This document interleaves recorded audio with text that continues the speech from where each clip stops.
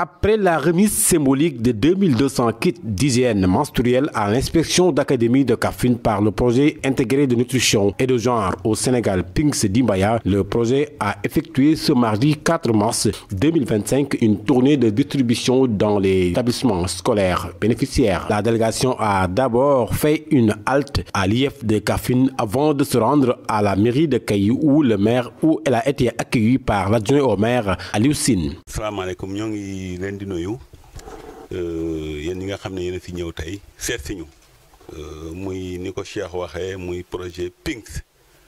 Alors Pinks tam nekk projet boo xam ne commune de Kayou xam na ko xañ na xamu ko tey ci ni ngeen ñëwee mais xam nañ ko ci yeneen anam yoo xam ne ñu ngi ci doon liggéey ak ñun donc muy ci wàllu nutrition ñu ngi ciy liggéey waaru yaatu fii ci commune bi am na yeneen sax yoo xam ne ñu ngi koy liggéey ak ñun donc xam nañ projet bi bu baax a baax bon di leen nuyu di nuyu kii jiite délégation muy Adrien Ndour waaye Cheikh Mbacke ñu ngi koy nuyu Cheikh Ndaw ak le représentant de l'IA ñu ngi leen di nuyu di leen dalal bu baax fii ci commune de Kayou ci turu monsieur le maire El Hadji Aliou Diané yàlla dogal na lu mel nii su ko dee yëg su amoon lu ko gënal moo koy teewal boppam parce que tamit ku nekk xam na ne communes yi parfois soo koy wax dañ naan bul wax commune rurale mais il faut ñu wax ko parce que c'est des communes rurales communalisation intégrée bi ñuy wax yeggseegul fii ci àll bi donc il faut ñu nangu loolu moo tax nag alors képp kuñ fi dénk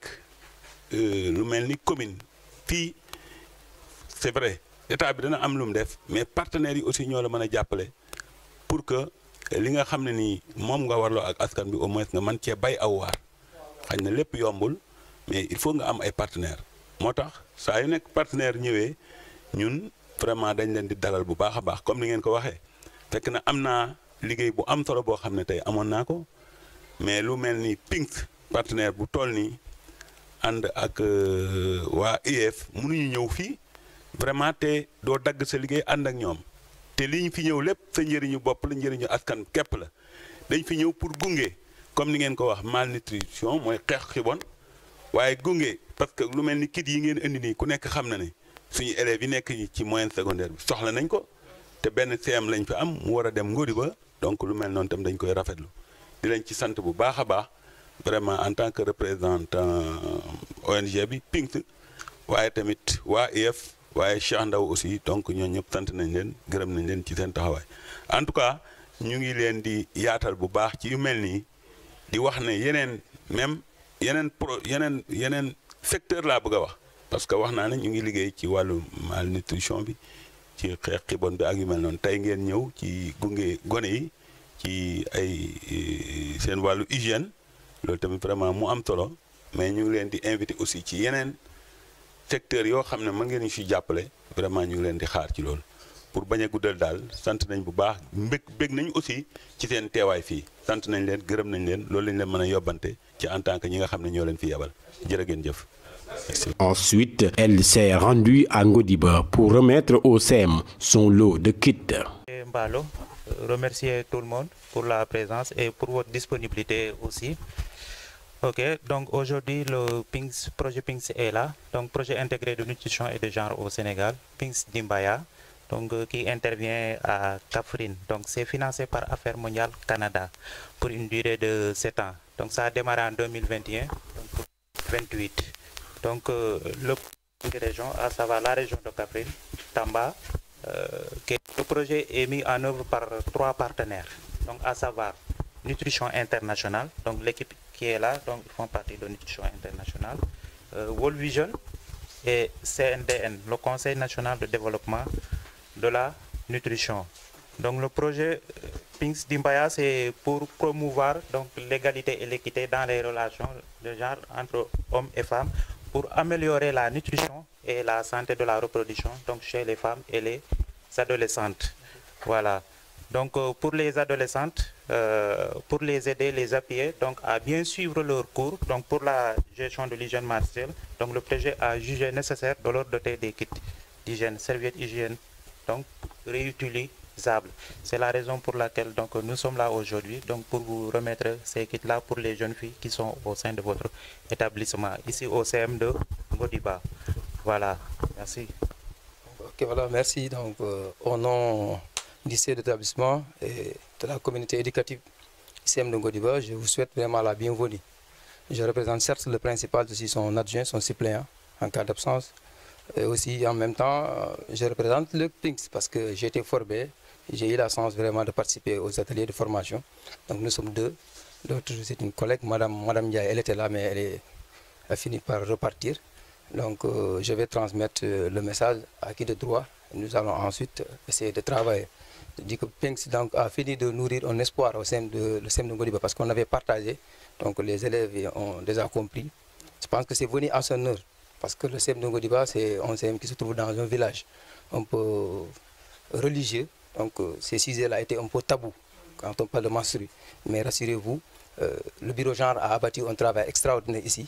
J'étais là, donc je parle sous le contrôle de madame qui était venue et qui a déroulé ici des modules avec les élèves.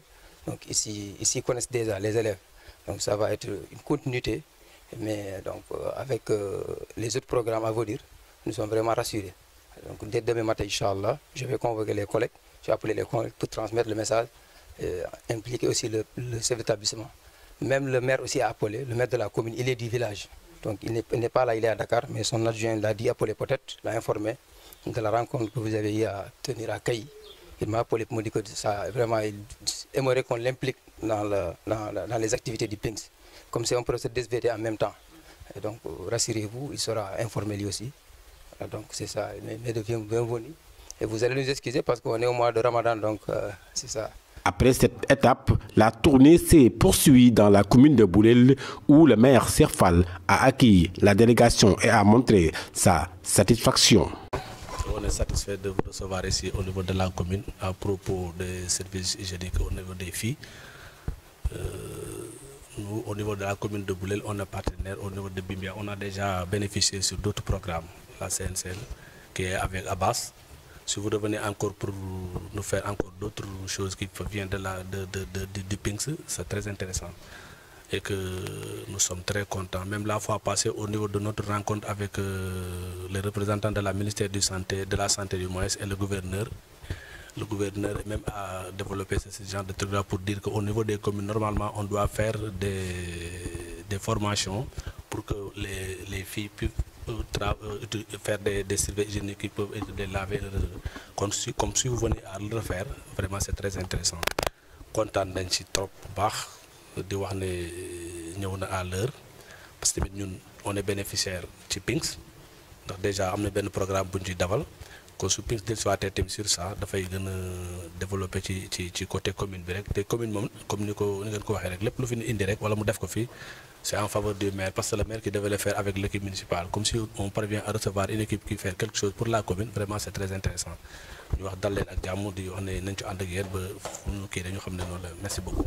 Puis direction lycée de Boulel où c'est le proviseur qui a reçu les membres du projet PINCS d'Imbaya. Merci tous les membres du projet PINCS.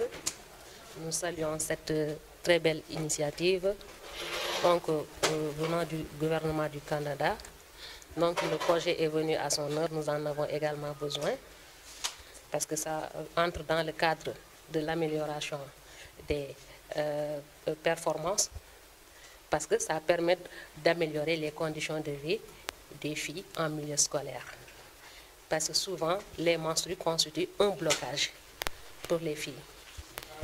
Parce que ce sont des pesanteurs sociales et culturelles.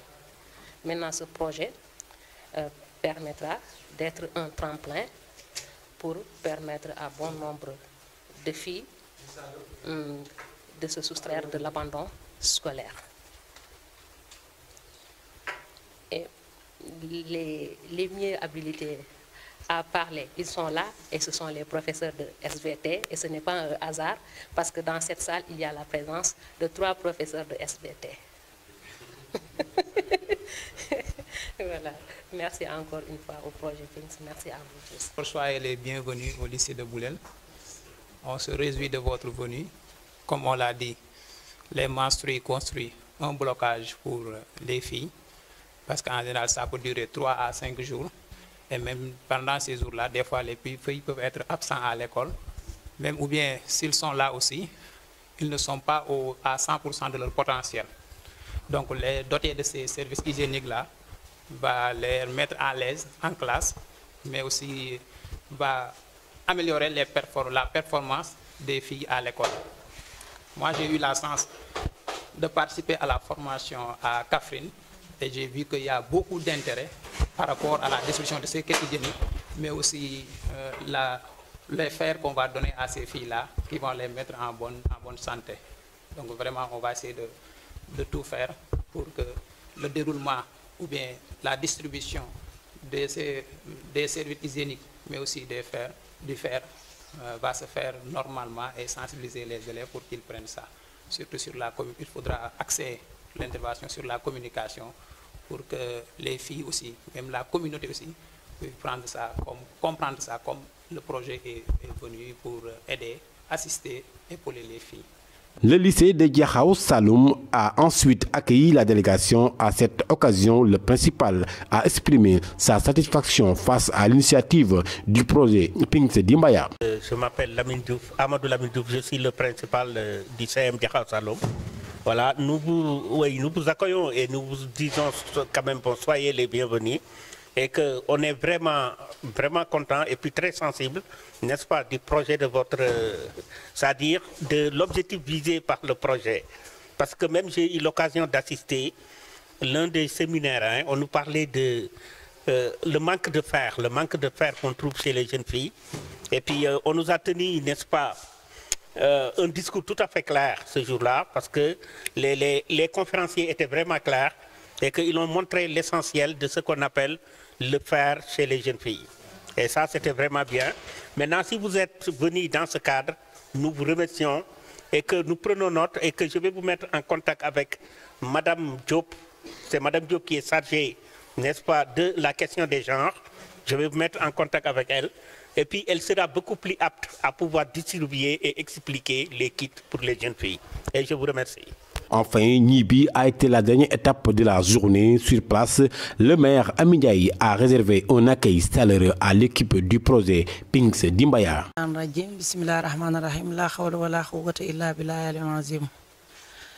ñu ngi santaat yàlla suñu borom bi subhanahu wa taala di julli ci Muhammad sallallahu alayhi wa sallam sang-sang yi di gërëm suñu ñaari waajur di gërëm aussi suñu borom kër mais di gërëm population ñi bi yëpp bàyyiwuñ kenn di leen jaajëfal ndax ICP mi ngi ni toog monsieur Wilane Mamour Wilane bàjjanu gox yi Aïda Seck présidente bàjjanu gox yi mi ngi ni toog Daba Ndiaye moo nekk présidente fédération Gëm sa bopp Coro Jonn Male aussi moom moo nekk présidente groupement féminine la ak kii moo représenté proviseur Ndey Koddu moom surveillante la ci lycée bu Ñibi Fama Mbaj moom aussi présidente groupement des femmes la ak Ami Fall ñoo ngi jàkkaarloo aussi ak Ya Seyda moom moo fi nekkal waa Lambaay di gis aussi Khady Seck moom animatrice la ci commune Ñibi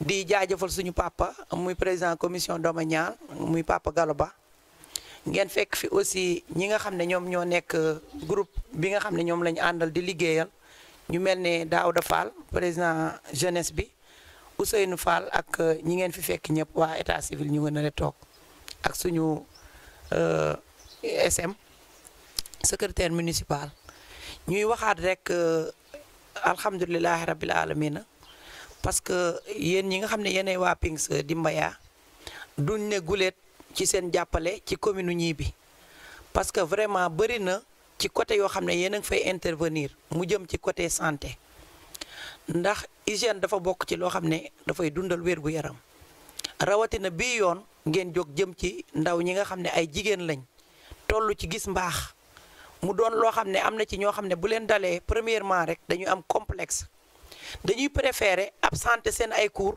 que dem école di dund ci période boobu nga xam ne ci la ñuy gis seen ay règles kon su ngeen jógee tey ñëw def délégation bu mucc ayib bu am solo ànd ak waa Kaffrine ñëw fii intervenir ci ñetti commune yi nga xam ne ñoom ñoo composé arrondissement wu Ñibi dañ ciy kontaan duñu rek sant leen ci commune Ñibi mais dañ leen di sant ci yeneen communes yi parce que Ñibi mooy chef lieu d'arrondissement ñoo ngi leen di jaajëfal bu baax a baax a baax man personnellement de ma part maa ngi leen di jaajëfal parce que da ngeen ñuy jàppale ci xeex xiibon di ñu jàppale ci nan la ñuy def ba nit ñi mën a am dundin bu ñoŋ muy yéen muy waa World Vision muy waa CNDN yéen macha allah mention spéciale gouvernement Canada ñu ngi koy jaajëfal di ñaan aussi diggante bi relation bi coopération bi mu gën a pérenne ñu gën leen a yokk ay jumtuwaay maanaam ñu jox leen ay mécanismes yoo xam ne li nga xam ne moom lañ soxla di ngeen ci gën a mën a jàpp barki démb rek maa ngi dem kër Aïda Seck mu may jox nan la plump pour voilà pour que xale yi mën a bañ a xiiboon ñuy am lu ñu lekk loolu dafa am solo di leen yokk wérgu yaram kon tey bu ngeen dikkaatee indi ay kit yoo xam ne nii kit d'hygiène la mu jëm ci jigéen ñi ñun dañ ciy gën a kontaan te lépp loo xam ne ñu ngi ko daan def ci école ba ak di ko jàppale ci suñu population yéen ak ñuy gën a ñaax ba ñuy gën a xool ci yéen di ko gën a yokk ndax projet dafa doon loo xam ne du luy wéy mais comme que da ngeen ñuy jàppale ñu ni tamit dinañ xool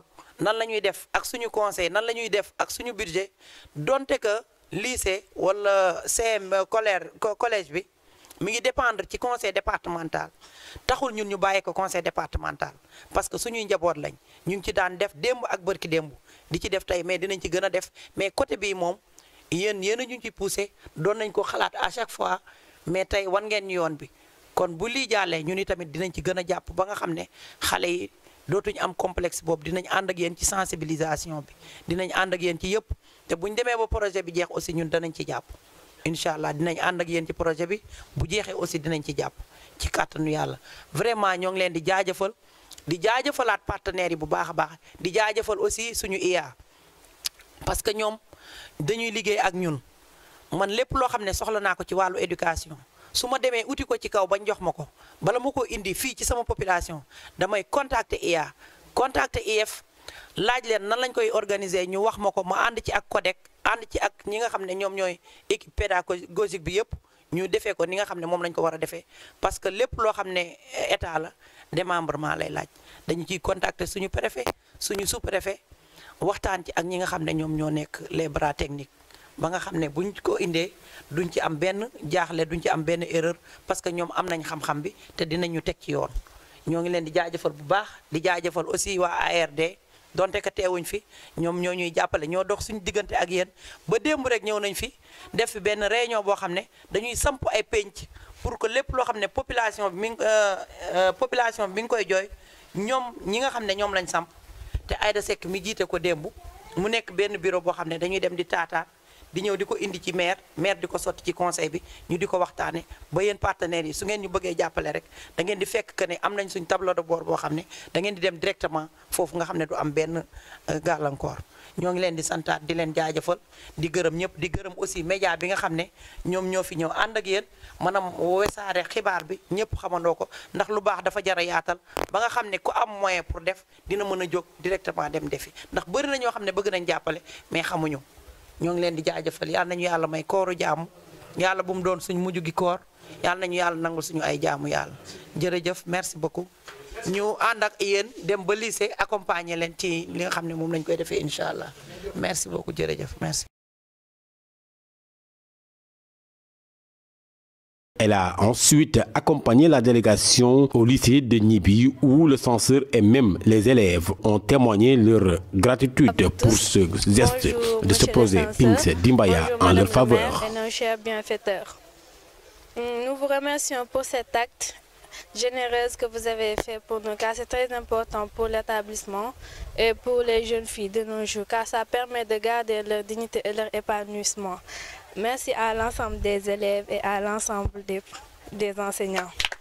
comme ñoo leen di nuyu di leen ziar di leen masaw ci coono yi parce que li ngeen def ni acte bu rëy la ngeen jël seen moyen ak li ngeen am yëpp déplacé wu indi ko fii donte élèves yi nekk nañ ñoo xam ni seen moyen bariwul yéen ngeen taxaw seen côté pour jàppale leen loolu lu rafet la vraiment kontaan nañ te acte bi yàlla na continuer di am ñoo ngi leen di xaar ci yeneen encore parce que élèves yi soxla nañ genre yu mel nii merci.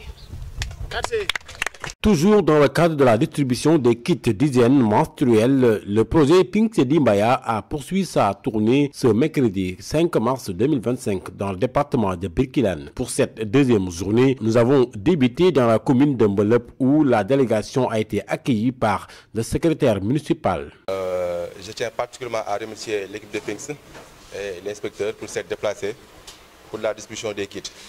Comme vous le savez, le projet Pinks intervient dans les 5 régions du Sénégal. Donc Kaffrine fait partie des régions choisies pour intervenir. Et dans la région de Kaffrine, toutes les communes ne sont pas choisies. Donc la commune de Mbelep fait partie des communes choisies pour intervenir. Donc nous tenons à remercier Pinks pour avoir choisi la commune de Mbelep. Donc le maire étant excusé, donc je suis présenté. Donc j'aimerais lancer un appel à l'endroit des élèves pour leur dire de bien utiliser ces kits. Je vous remercie. Merci beaucoup. Bon, bonjour, moi je m'appelle Moussa Ndiaye. Je suis le responsable de l'inspection médicale. Ça dit, bon, c'est la santé des élèves, quoi. Bon, aujourd'hui, nous sommes venus avec, comme l'a dit l'inspecteur et le projet, vous distribuez des kits d'hygiène. Les kits d'hygiène, comme son nom le dit, kit c'est un ensemble. Hein. Oui, c'est un ensemble constitué d'un savon, les épingles, IKEP, bon, avec des serviettes hygiéniques que vous avez l'habitude d'utiliser de temps en temps, avec un savon pour le laver, et puis avec une pochette là-dedans pour les ranger. C'est-à-dire,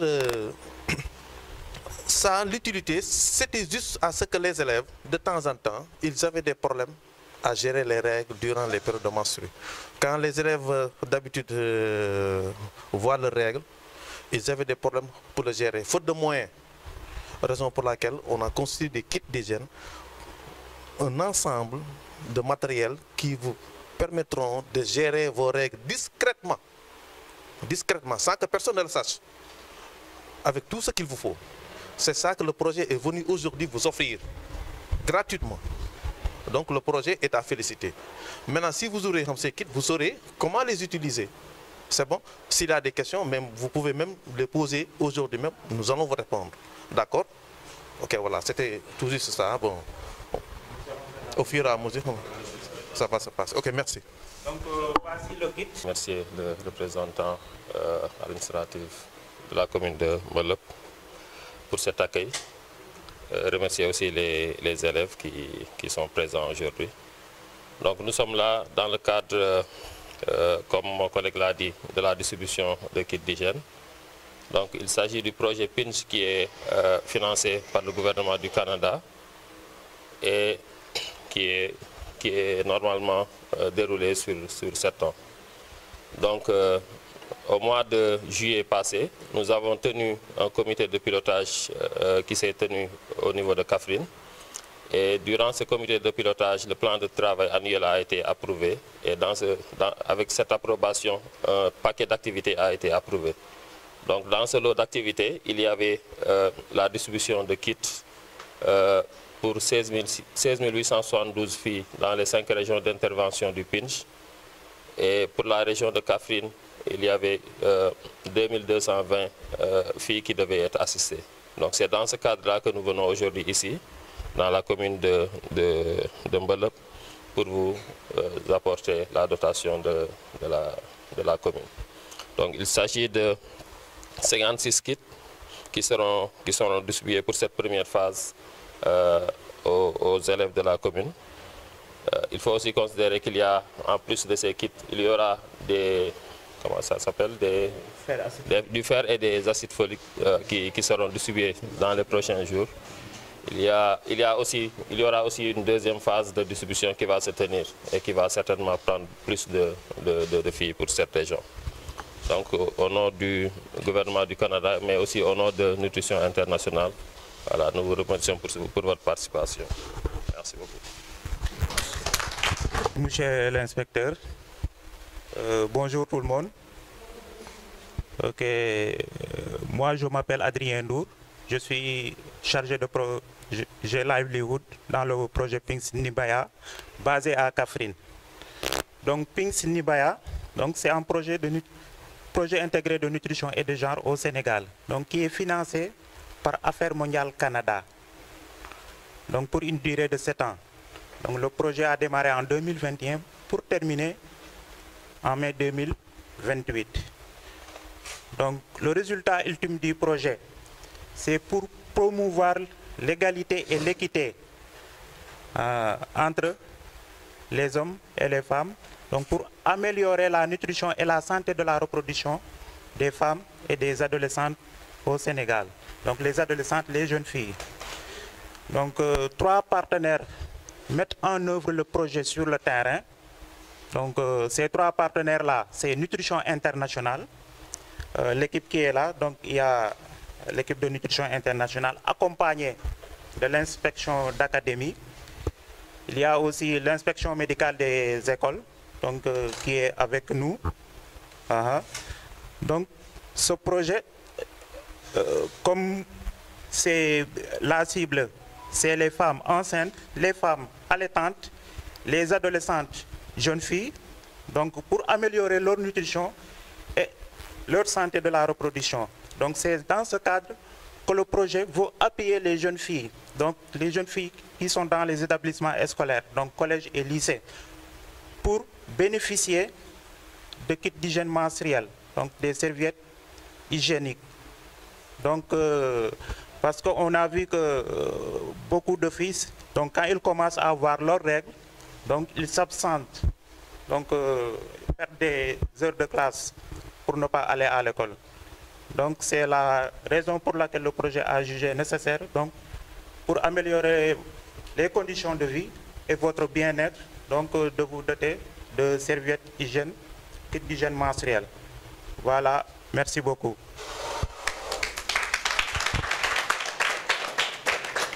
Bonjour tout le monde. On a eu à organiser donc la cérémonie officielle de remise de kits à l'inspection d'académie avec la présence des autorités administratives et territoriales. Aujourd'hui, on est à Mbelep pour distribuer aussi ces kits que le projet PINKS donc, nous a gratifiés. Donc c'est l'occasion véritablement de remercier ce projet, n'est-ce pas, avec ces kits hygiéniques qui sans doute permettront, n'est-ce pas, aux jeunes filles d'apprendre dans des conditions optimales. Donc sans tarder, nous allons donner la parole, n'est-ce pas, à PINKS, n'est-ce pas, aux représentants de PINKS pour véritablement développer, n'est-ce pas, sur l'utilité et l'importance véritablement de ce projet-là. Bonjour, je m'appelle Awa Diallo, j'habite à Mbelep, je suis en classe de 4e, présidente de pays leader de Mbelep. Tey nag moom kontaan nañ ci li ngeen fi ñëw ndax am na ñu bari ñoo ngi gis règle te xam ni ñu utiliser seen carton yi te carton warul diire yàgg ci sa yaram bi loolu baaxul mën na ci jëlee yeneen feebar yi te tamit li ñu jox nii ni leen ko waxee loolu ngeen ko war a defee moo gën dindi sànni ko ba mën naa indi yeneen feebar mën naa indi tamit yeneen loraange en tant que jigéen sooy gis règle war nga set ndax kuy gis règle ak set ñoo ànd. Après cet échange, nous nous sommes rendus au CEM de Mbelep pour remettre au principal son lot de kits d'hygiène menstruelle. Ensuite, nous avons pris la route pour Mabo où nous avons d'abord rencontré l'équipe municipale afin de les expliquer en détail les objectifs de notre mission. Elas Barbouka, premier adjoint au maire, Nyanko Saho, chef de village, Abibo Saho, imam et Modou Diouf, proviseur du lycée, ont pris part à cette rencontre. Le chef de village, l'infirmier ak invité yi fi nekk yëpp di rafetlu vraiment seen teewaay fii parce que PINKS mu nekk projet boo xam ne naam bi fi ñëw yàggul mais gis nañ fi vraiment ay activités yu am importantes yoo xam ne ni def na ko fi kon tey bu ñëwee ba daanu siwaat si activité bii nga xam ne muy lu sensible si mbiru xale yu jigéen yi surtout fi couche bi ñu laal mu nekk lu xam ne ni vraiment dañ koy rafetlu parce que tout récemment rek PINKS def na fi benn activité boo xam ne nii mooy école des maris def na ko fi tout récemment école des maris mu nekkaat lu xam ne nii si wàllu kër la borom kër nan la war a dundee ak ay soxnaam ñiy xool góor yi nga xam ñoom ñoo gën a bon entre guillemets ñoo gën a jonge wala ñoo gën a mën a toppatoo seeni soxna loolu aussi day dem ba day laal xale day laal kër day laal ci biti kon donc muy activité boo xam ne nii naam xaw nañ ko kii mais muy lu am solo surtout bii nga xam ne nii aussi muy laal xale yu jigéen yi nga xam ne dafa nekk kii boo xam ne daanaka mënuñ ko wax seen professeurs yi mënuñ ko wax seen papa en général seen yaay rek lañ ko mën a wax kon donc lii bi ngeen ñëwee prévoir leen ko jox leen ko surtout xale yu jigéen yi nga xam ne dañuy jóge ko ci yeneen dëkk yi di ñëw di jàng si fii kii bi demeewul noonu yu bari yoo xam ne da leen di manqué tey su ngeen leen ko dotee jox leen ko vraiment dañ koy saluer bu baax a baax parce que fii vrai boo xoolee daanaka ñu bari ci xale yu jigéen ñi dëkkuñu fi mooy dafay xaw a des kon donc su ngeen leen joxee lu mel nii dañ leen koy jaajëfal ñaanal leen ñaan projet bi aussi yàlla bu ci ca dugg ñaan aussi vraiment ñi nga xam ne aussi ñoom ñoo ci nekk yàlla bindal leen tiyaaba parce que lii vraiment dimbale doomu aadama la surtout xale yi nga xam ne tey seen doole du jot seen ginnaaw kon donc du nga jaajëfal bu baax vraiment defal nañ ko proviseur defal nañ ko waa Maabo defal nañ ko commune Maabo defal nañ ko presque kiiw éducation bi yëpp donc ñu ngi jaajëfal bu baax ci turu maire donc jaajëfal bu baax liñ en tout cas kàddu yi jaajëfal la ak kàddu di leen remercier ma ngi jaajëfal bu baax wasalaamaaleykum wa rahmatullah leen di nuyu yéen gan ñi fi ñëw ànd ak projet bi ñuy wax PINCS di leen dalal di am wane suñu mbégte ak suñu sant ci taxawaay bi nga xam ne moom ngeen def ci suñ njaboot bu ngeen ko defee ci njaboot gi def ngeen ko ci ñun ndax nag jàng àddina da ko bëgg diina da ko bëgg organisation bu ne dafa ko bëgg ndax diina dafa wax ne njàng mooy jiite jëf maanaam xam mooy jàkk nga mën a jëf kon nag il faut ñu jàng suñu yonent bi sallallahu alayhi wa sallam xiir na jullit yi mën nañu wax ne sax xiir na doomu aadama yëpp ñu sàkku xam-xam même wax ne ut leen xam-xam donte da ngeen dem ba siin da ngeen sàkku xam-xam donte da ngeen di dem ba siin kon góor dafa war a jàng jigéen dafa war a jàng te jigéen nag dafa ñàkk doole góor a ko tane ci doole ndax góor li muy am kàttan mën a liggéey defal boppam xale bu góor li mu koy mën xale bu jigéen moom du ko mën kon bu ngeen jëlee seen dimbal ngeen ñëw taxawu xale yi jigéen yi jàppale leen ak dimbale leen nit ci loo xam ne mën na leen indal kersa ba mu tere leen mën a jàng si loolu dina gën a dëgëral seen njàng duñ tardé ay leçon duñ tardé lu ñu waroon jël kon ñun ñu ngi sant bu baax di leen gërëm di ñaan yàlla mi am fay yàlla na leen fay ñi ngeen taxawu ñoom it yàlla nañ am réussir liggéey bi yàlla bu mu dem rek ci neen yàlla na jur lu am njëriñ lu am solo ñun daal ay waay jur lañ ku ñu jàppalee suñ njaboot yéen a ngi dalee ci jigéen ñi waaye bu àggee ci góor ñi itam dina baax ndax ñëpp am jafe-jafe ñu ngi leen sant bu baax di gërëm salaamaaleykum wa rahmatullahi taala wa barakaatu yàlla me mbooloo mi maa ngi leen di nuyu di rafetlu waxtaan wi ndax ñun de ay mag lañ waaye buñ sañoon de suñu gune yi duñ am gàllankoor ci njàng surtout nag jigéen ñi nga xam ne ñoo leen yëkkati wax dëgg yàlla bu ngeen ñëwee jàppale leen loo xam ne duñ am fitna lu bari ci seenum njàng loolu dañ ci sant bu baax a baax ndax réew mi moom njàng mi léegi amul góor amul jigéen te it dem na ba ñun mag ñi sax dama koy wax toujours bu ñu sañoon ci jigéen ñi ñoom gën a réussir ndax jigéen ñi ñoom wax dëgg yàlla ñoo gën a yëram seen baay yi kon bu ñu sañoon ñoom bu ñu jàngee seen jàng baax ñu ngi rafetlu projet bi bu baax di ñaan yàlla jëmale ko ci kanam yokk leen taxawu leen jël seedi wu jot ñu ngeen merci aussi délégation bi ah inspecteur de votre chef de village ak ñi ma jiitu ci kàddu yi wax nañ ko day jafe sax ma tegaat ci leneen ndax wax dëgg dañuy wax mat na waaye ñëpp xam nañu la gestion parce que pour étudier il faut être à l'aise il faut se sentir bien dans sa peau pour pouvoir étudier donc ce projet quand même bien à point nommé parce que ça c'est un besoin dans des établissements qui se trouvent dans des zones défavorisées avec des revenus des ménages très faibles. Donc la demande existe et le besoin aussi est là. Voilà, donc c'est un projet que nous saluons à juste titre et nous allons l'accompagner avec la sensibilisation. Et même je suis venu avec Madame Sow, qui est le point focal genre du lycée. Voilà, donc on va organiser des séances de sensibilisation par rapport à l'hygiène menstruelle, parce qu'on sait qu'il y a des pesanteurs sociales qui font que cette question n'est pas abordée en public. Elle n'est même pas abordée. Donc ce qui fait que des fois il peut y avoir des complications. Et la personne, au lieu d'aller vers l'information, préfère voilà, se recouvrir sur elle-même et essayer de trouver des solutions. Et on sait que ça, ce n'est pas la meilleure méthode à utiliser. Donc avec la sage-femme et les professeurs qui ont fait la formation, nous allons organiser des séances de sensibilisation et de partage sur la gestion de l'hygiène menstruelle pour aider les filles à mieux comprendre comment elles doivent s'y prendre. Parce que c'est une nouvelle situation qu'elles découvrent. Et parfois au niveau de la famille, il n'y a pas beaucoup de communication. Donc il y a des tabous qui font que c'est un peu difficile d'aborder ces sujets-là.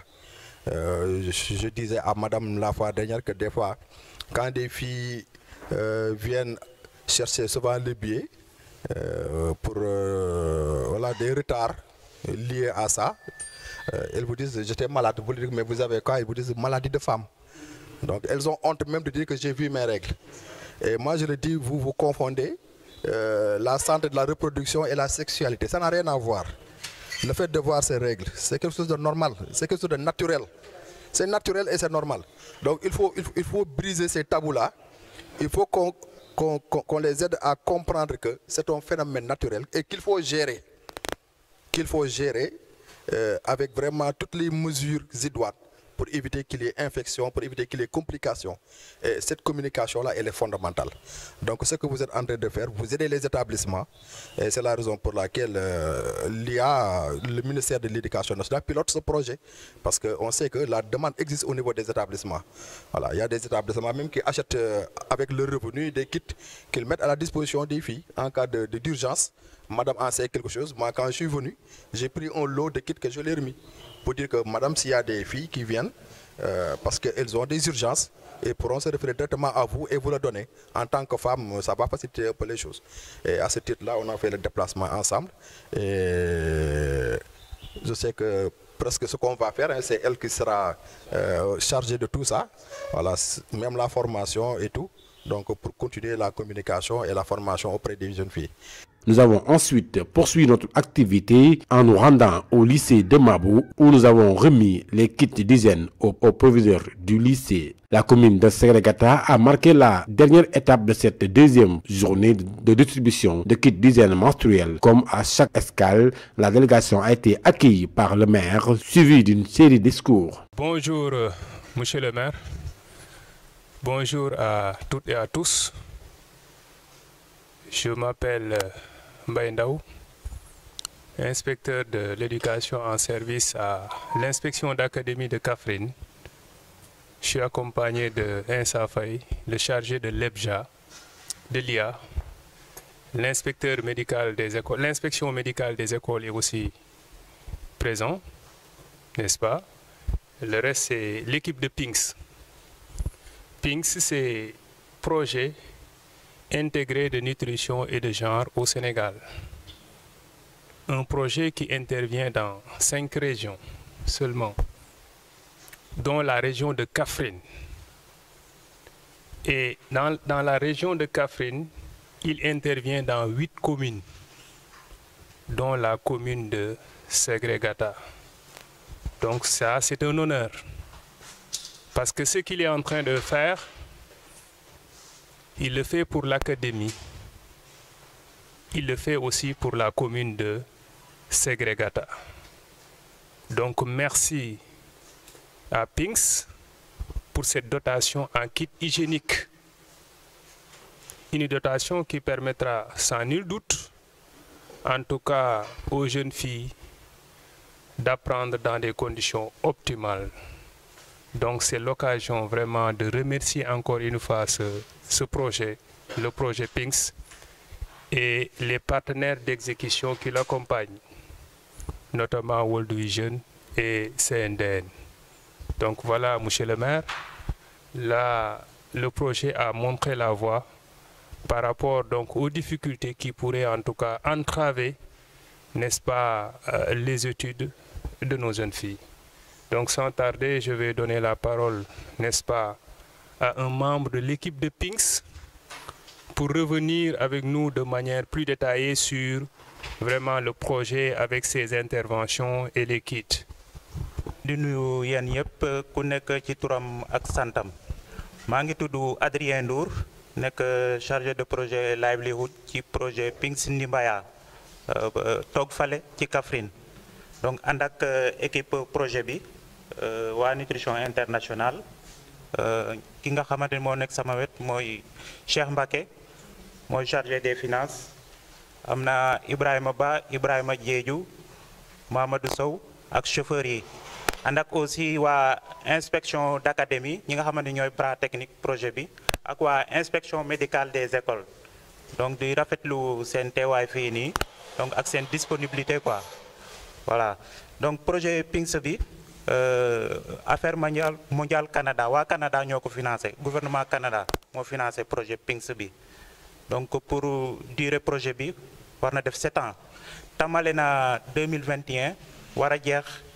2028 léegi projet bi ñetti partenaire ñoo ko seq muy nutrition internationale équipe PINCS bi nga xam ne ñoo fi teew waa nutrition internationale lañ am na partenaire World Vision ak partenaire conseil national de développement de la nutrition XCLM quoi donc ñett ñooñu donc ñooy dérouler projet bi sur le terrain waaw projet bi cible bi ñan la jigéen yi ak xale njagamaar yi donc jigéen yu ëmb yi jigéen yuy nampal ak njagamaar yi nga xamante ne donc entre 10-19 ans donc ñooy cible projet bi moo projet bi moo ngi intervenir aussi ci région ci 8 communes donc Ségrégata bokk ci donc ci commune Ségrégata am na activité yi nga xamante ne projet bi commencé na ko dérouler ak xale njagamaar yi donc jeune fille adolescente avec bureau conseil adolescent monsieur Cissé bu base au Kaffrine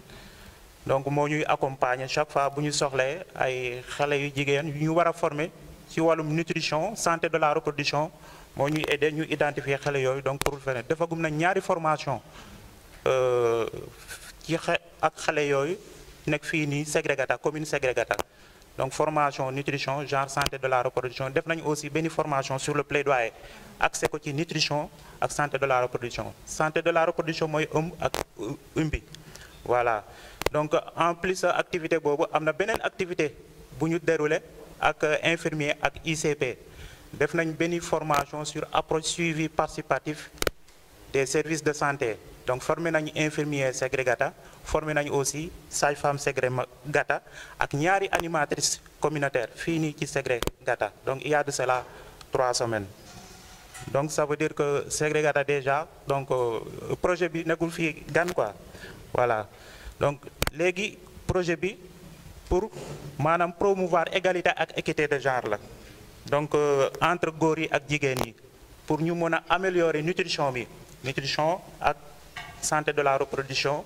pour jigéen yi fii nii ci Sénégal ok léegi nag projet bi comme xale yi jigéen yi bokk nañ ci cible bi donc mu ne xale yi jigéen yooyu donc bu ñuy commencé gis seen baax donc ñi nga xamante ñoo ngi école dañuy rus sa dem école voilà des fois bu leen dalee ci biir école sax bon dañuy frustré wu quoi donc loolu moo tax nag projet bi jóg mu ne da leen jàppale maanaam jox leen ay serviettes hygiéniques xale yi nga xamante ne commencé nañ gis seen baax xale jigéen ñi nga xamante ne ñoo nekk ci collège bi muy CM Mabo donc loolu moo tax voilà CM Ségrégata loolu moo tax ñu ñëw fii tey pour remettre leen en présence maire bi serviette hygiénique kit d'hygiène menstruelle donc bu ñu fi paree après dinañ dem ci collège bi donc gis ñi fa nekk pour def remise officielle bi voilà merci beaucoup.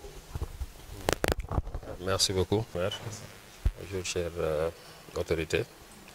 Je m'appelle Cheikh Mbacké, je suis le responsable financier du projet pour le cadre de nutrition internationale. Donc, je suis basé à Dakar. Donc, comme mon collègue l'a dit, donc c'est un projet qui est financé par le gouvernement du Canada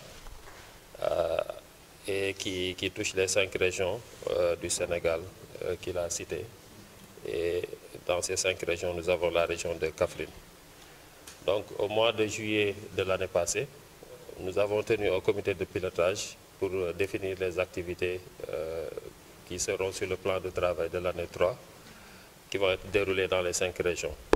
Donc, dans ce plan de travail, il y avait plusieurs activités qui ont été déroulées. Ce n'est pas seulement ce qu'on fait aujourd'hui, mais comme on l'a dit, c'est un projet intégré, voilà, qui a beaucoup d'interventions.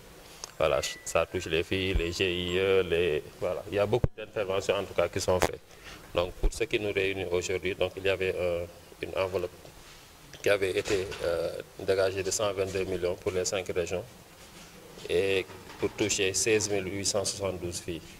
Donc pour la région de Kaffrine, nous avions 2220 filles, voilà, qui devaient être touchées. Et pour la commune de Ségrégata, nous avons, avec l'appui de l'IA, eu un lot de 126 kits qui vont être, pour cette première phase, 126 kits, voilà, qui vont être remis pour cette première phase, voilà. Donc il y aura aussi d'autres phases, comme mon collègue l'a dit, c'est juste une première phase. Voilà, et ensuite, pour les autres années aussi, des kits vont être remis. Il y a aussi du fer et de l'acide folique qui sera remis dans les prochains jours. Et donc tout ça, en tout cas, rentre dans l'intervention du projet. Donc au nom du gouvernement du Canada et de Nutrition Internationale, mais aussi des autres partenaires de mise en œuvre, nous venons vous amener ce lot de 126 kits. Merci beaucoup. Bismillahi rahmani rahim. Alhamdulillahi rabbil alamin. Wa ba'd, assalamu alaikum wa rahmatullahi wa barakatuhu.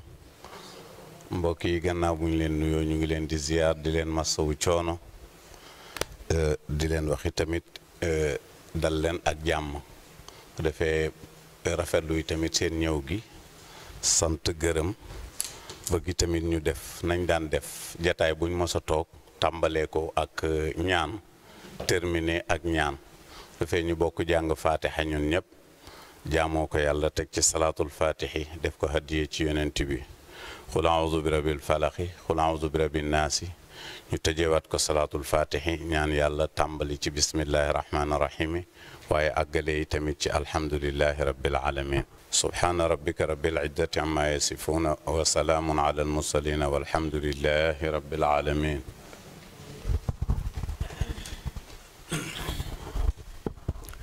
dalal fii ci commune Ségré bi di sant waa Ping comme ni ñu ko waxee solo ci maanaam li ñu fi andi ñu ngi koy rafetlu di leen ci jaajëfal di leen ñaanal yàlla na yàlla def leen jàmm yàlla na yàlla mottali seen mébét barke salaat faate barke mi nama alhamdulilah rabbil alamin. Voilà, bonjour à tous. di nuyu di jël kàddu ci mun naa wax ne ci yónnee ci ñu njiit muy principal. D'abord, avant de commencer, j'aimerais saluer monsieur l'inspecteur. di nuyu bu baax aussi monsieur le maire. di nuyu mboolem koo xam ne teewu na fi. di sant di gërëm aussi comme nu ko imam waxee. ndaxte mun naa wax ne yàlla daf ne bokkoon nañ ci ñu demoon pour formation bi. te gis nañ ci njëriñ bu baax aussi. te mun naa wax ne sax lañ fa jëlee du ñun lay jëriñ mais ñu ko war a jox lay jëriñ. kon boobu ñu ngi ñaan yàlla suñu ko commencé li nga xam ne moom lañ ci am ci mbébét yàlla may ñu atteindre ko. di remercier ñëpp encore une fois. Je m'appelle Mamadou Ndaw, je suis directeur d'école, je suis le directeur du cabinet du maire. Donc bonjour à toute la délégation de PINGS, soyez les bienvenus dans la commune de Ségrégata. Et nous nous réjouissons de votre déplacement, de votre soutien aussi. Vous savez que l'éducation est une compétence transférée. Donc aussi PINGS décide vraiment d'appuyer nos enfants, nos élèves, nos jeunes filles, c'est appuyer la mairie, c'est appuyer le maire. Donc c'est avec honneur qu'on reçoit ici. Et soyez rassurés que la mairie a toujours appuyé, aidé, accompagné ses enfants, l'éducation. Malgré le CEM est rattaché au conseil départemental, mais toujours dans nos appuis, dans nos subventions, on a toujours pensé à ce CEM parce qu'il est dans la localité, il est donc dans notre circonscription. Donc si PINGS est venu aujourd'hui pour appuyer, pour assister, donc vraiment c'est avec satisfaction. Et nous prions vraiment à ce projet et nous espérons que nos enfants vont utiliser ces objets comme il le faut. Parce que beaucoup d'entre eux sont dans des situations défavorables à qui, dans les périodes d'adolescence, quelquefois c'est un peu difficile. Donc vraiment, nous nous réjouissons de votre présence aujourd'hui. Donc le maire est très honoré, ainsi que tout le conseil municipal, de recevoir une telle délégation et qui intervient dans le secteur de l'éducation. Donc merci infiniment à cette délégation. Merci beaucoup. li fi toog ñu ne ci projet bi PINGS di rafetlu bu baax seen appui bu nga xam ne def nañ ko ci suñu doom yi suñu élèves yi nga xam ne ñoo nekk Segré rawatina ñu nga xam ne ñoo nekk ci école CM bu Segré di rafetlu bu baax comme nu nga ko waxee à chaque fois def nañ fi 2 fois formation yoo xam ne ñu ngi ànd ak suñu doom suñu rakk muy Ibou Ndiaye yaakaar naa bu yàggul dem nañ fi ba Koungheul ñun ñu ngi suivre seen trace yi nga xam ne aussi moom nekk en tant que maire kon ragal naa ne PINGS gis nañ seen taxawaay bu baax waaw kon loolu bu la ko nit jàppalee rek am loo xam ne dugal na ko sa comité kon ragal naa ne loolu ñun def lu du saluer leen bu baax surtout ni ngeen ñëwee fii mooy Segré Gata comme ni ma koy waxee chaque projet bu fi ñëw yàlla moo leen may chance boobu ci région bi bëri na néew na lu ñuy tànn wala am na lu ñuy doxal te Segré gisuñ ko ci biir kon loolu suñu sag la ñun ñëpp kon dañ koy sant yàlla boobu nag mooy ñaanu kilifa yi ndax nuñ ko defee yaakaar naa ne lii tey ni waroon na nekk place boo xam ne bu population bi yëpp génn mun see bàyyi xel lii xëy na nag nuñ ko defee sélection bu ngeen def aussi baax na ndax buñ ko defee corps yëpp tànn nañ leen ñi nga xam ne ñu jiite école yi groupement féminin yi conseil de la jeunesse yëpp ñu ngi fii ak waa CM bi nga xam ne ñu ngi tout près de la commune kon ñooñu buñ tooyee ngeen defal lii suñ doom yi pour seen sutura bañ a xaawee kon loolu wax dëgg yàlla bu ngeen ko defee ñun en tant que maire nga xam ne ñoo waroon a jàppale suñu xale bu projet ñëwee jàppale ñu ci kon loolu dañ koy saluer bu baax di leen ñaanal projet bi ndax wax dëgg yàlla loolu rek mooy suñu ndam liggéey ak projet yi mun ne jàppale bu baax kon lépp lu ngeen def suñu xale rek yaakaar naa ñu ngeen ko defal kon au nom de la commune de tous les pour Segré yëpp daal kontaan nañ population Segré yëpp kontaan nañ ci ñëw bu ngeen ñëw ak jàppale bu ngeen jàppale seeni doom yi kon loolu bu amee tey maa ngi leen di sant di leen gërëm ñun en tant que maire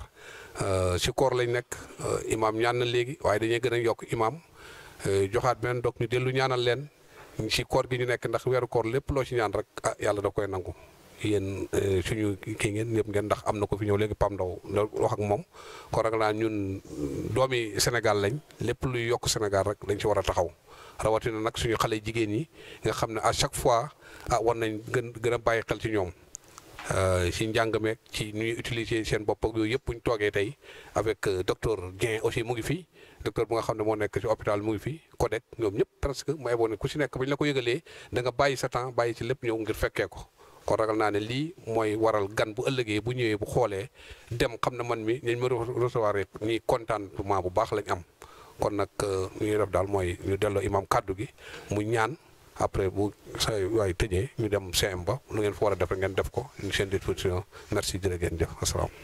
Enfin, nous avons procédé à la remise de kits au CEM de Segré Gata. Grégoire Dione est le principal du CEM. Merci d'être là et vraiment c'est avec un grand honneur aussi que nous vous accueillons ici à Segré Gata et vraiment on vous souhaite aussi une très bonne mission. Donc le projet PINGS c'est un projet vraiment très important. J'ai eu la chance quand même de faire la formation en une journée et les professeurs relais aussi. Bon, je devrais vraiment vous présenter ces professeurs relais-là. Déjà, vous connaissez M. Gueye et Mme Sen aussi.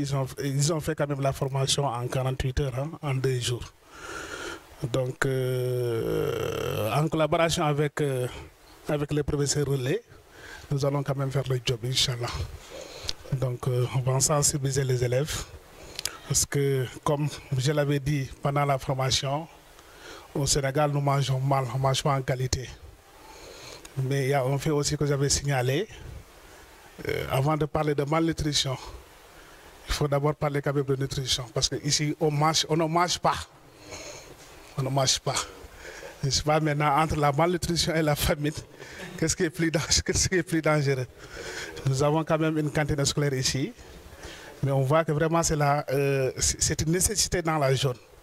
Parce qu'il y a des élèves qui habitent très loin. Il y a des élèves aussi qui sont originaires quand même des familles un peu vulnérables, qui ne mangent pas à leur faim. Mais on se débrouille avec les moyens du bord pour organiser quand même une cantine scolaire. Mais la malnutrition, c'est un fait. C'est une réalité ici au Sénégal et particulièrement aussi presque en toute l'Afrique. C'est un fait réel. Et je pense qu'avec le projet PINGS, il y aura quand même des solutions. Donc en collaboration avec les professeurs relais, nous allons quand même faire le travail au niveau de notre CM. Merci vraiment pour l'initiative. Nous sommes très heureux vraiment de vous accueillir ici. Vous avez vu l'école aussi vraiment, on manque vraiment d'équipement. Vous avez vu la salle des professeurs. Vous avez vu aussi mon bureau. Donc on va travailler avec vous. Il y aura beaucoup d'attentes, mais j'espère que, en collaboration avec tout le monde, on aura vraiment à résoudre quelques problèmes, quoi. Merci beaucoup. Merci. Je salue tout le monde. Merci beaucoup. Merci, principal. De retour à Kaffrine, la délégation s'est donné rendez-vous pour la 3e journée qui sera consacrée à la distribution des kits d'hygiène dans le département de Koungheul, toujours dans le cadre du projet intégré de nutrition et de genre au Sénégal, PINGS d'Imbaya. Comme nous vous l'avons dit hier, ce jeudi 6 mars 2025, le projet intégré de nutrition et de genre au Sénégal, PINGS d'Imbaya, s'est rendu à Koungheul pour poursuivre sa tournée de distribution de kits d'hygiène menstruelle. Une fois à Koungheul, nous avons échangé avec l'inspecteur de l'éducation et de la formation, M. Sow, qui a vivement salué l'initiative et plaidé pour une couverture intégrale de l'ensemble des collèges du département. Toutes ces actions que vous menez au sein des écoles, le volet sur lequel vous intervenez surtout pour la protection des filles est un volet extrêmement sensible, surtout dans ces zones-là, avec à travers cette distribution de kits d'hygiène qu'on appelle aussi des kits de dignité. Et dans ces zones-là aussi on en a besoin, surtout les zones rurales, les collèges de Lourdes, de Guent-Pathé. Et au passage aussi, je lance un plaidoyer pour que quand même que tous les collèges des zones rurales puissent être couverts par ce programme-là, parce que le besoin, il est là. Des fois, les filles ont des besoins spécifiques, mais c'est la prise en charge qui pose problème. Alors, très souvent, elles ne sont pas issues des communes dans lesquelles elles étudient, en l'occurrence les communes de Lourdes, les communes de Nguent-Pathé. Elles viennent des villages et maintenant au niveau de la commune d'accueil, c'est très difficile quand même qu'elles s'expriment par rapport à leurs besoins spécifiques. Donc si le projet vient et qu'il nous aide dans ce sens-là, on ne peut que véritablement vous saluer par rapport à toutes ces actions. Et soyez assurés aussi de notre accompagnement, de l'accompagnement de l'IEF, parce que j'ai chargé quand même le bureau genre de me proposer une planification. J'ai vu que c'est un problème qui est là, qui est réel. Et tout ceci rentre dans le cadre de la sauvegarde. La préoccupation des filles est une préoccupation véritablement majeure que malheureusement que la société, l'organisation sociale ne permet pas de prendre en charge. Donc il faut quand même qu'on s'active dans ce sens-là, surtout les bureaux genre, pour que quand même que les filles, qu'elles puissent quand même avoir un accompagnement, avoir quelqu'un ou quelqu'une à qui s'adresser à chaque fois qu'elles ont des besoins spécifiques. Parce que la sphère familiale ne le permet pas. Et très souvent, elles étudient dans ces chefs-lieux de communes, mais elles ne sont pas en réalité de ces chefs-lieux de communes. Elles viennent d'autres villages. Donc soyez assurés de notre accompagnement. Et véritablement, je l'avais dit tout à l'heure, c'est un plaidoyer aussi que je lance à votre endroit pour que quand même que tous les collèges des zones rurales puissent être couverts. Donc merci encore une fois pour ces actions et soyez assurés que le bureau genre fera le nécessaire après cette distribution-là aussi par rapport à toutes ces filles, que l'accompagnement puisse avoir lieu. Voilà, merci beaucoup.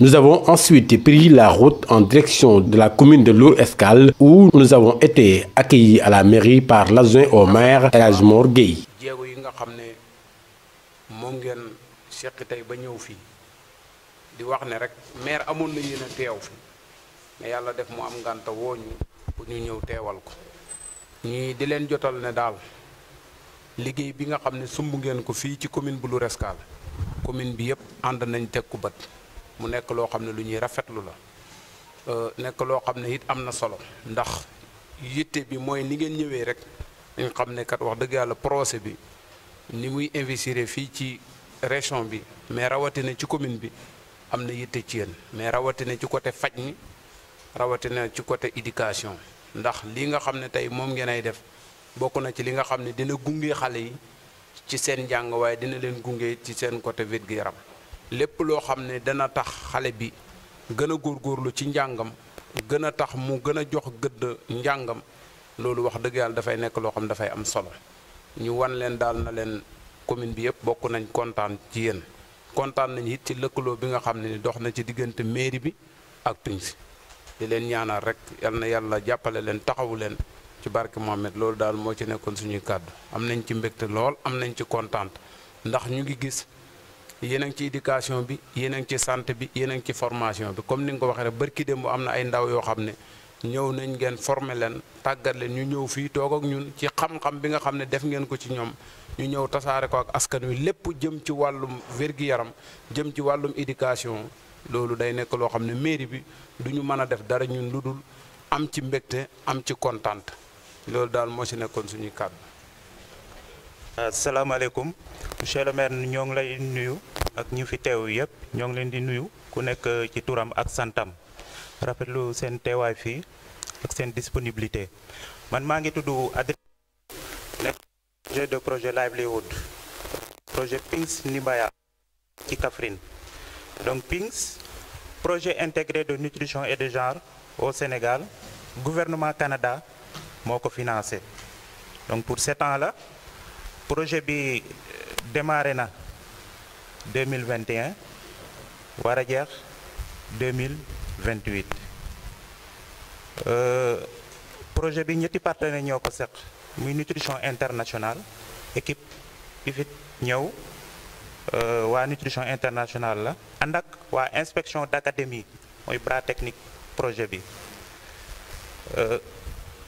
partenaire nutrition internationale World Vision ak CNDN Conseil national de développement de la nutrition donc ñetti partenaires yooyu ñoo sax projet bi ñooy exécuter activités yi sur le terrain ñoo ngi intervenir ci 5 régions PINGS Nimbaya muy région de Kaffrine région de Tamba Kédougou Kolda ak Sédhiou ci région de Kaffrine projet bi moo ngi intervenir ci 8 communes Ngente Baat bokk na ci Lour Escale Mabo Mbelop Ségrégata Kay Boulel ak Ñibi 8 communes yooyu la projet bi di intervenir donc projet bi lan moo ko tax a jóg pour maanaam améliorer nutrition bi ak santé de la reproduction maanaam ëmb ak umbi pour jigéen yi donc pour jigéen yi xale yi jigéen yi donc fii nii ci Sénégal voilà léegi nag am na ay activités yi nga xamante ne commencé nañ ko dérouler fii nii ci commune Lour Escale donc am na organisation de défense des droits des femmes USEM mooy union des comités écologiques de la vallée de Mininki moom la ñu identifié